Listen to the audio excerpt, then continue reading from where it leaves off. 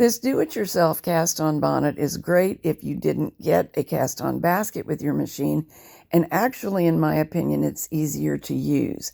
It just starts with a length of tubing knitted on the sock machine.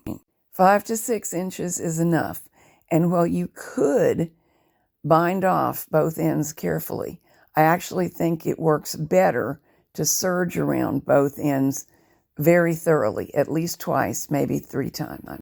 Now for the next part, going to go around one of the ends, working into every other knitted stitch, making a single crochet in that stitch, then 3 chain stitches, then work into the stitch 2 stitches over, the knit stitch that is, followed by 3 chain stitches.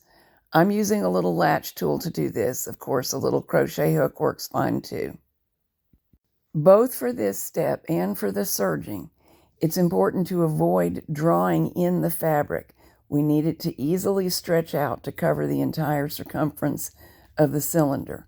So just make sure that your stitching is loose enough, or if you need a 4th chain stitch to give yourself enough room, then do that. The thing to remember about every single step in this process is that the cast-on bonnet will eventually have all those machine weights, and the total weight can be as much as 3 pounds or a little over. So sturdy is more important than anything else. And for that reason, I'm going to knot the yarn ends and leave a little tail after I snip them to make sure they never back out. This step completes the end that will eventually be hung on the machine. Now we need something to hang the weights in.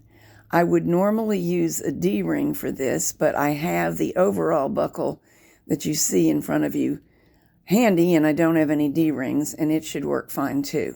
So first, I'm running a yarn through the top edge behind the serging that I did to gather in the other end of the bonnet. I'm gathering in only as far as the width of the wide end of the buckle, and then I'm going to stitch it to the buckle, the wide end of the buckle, leaving the narrow end to receive the hook with the weights. Stitch around and around. I'm going to use both levels of the buckle for added security since they're both there, and I know this not to be the best quality of metal in the world. Always stitching together with the memory that looks doesn't count very much for this, and sturdiness definitely does.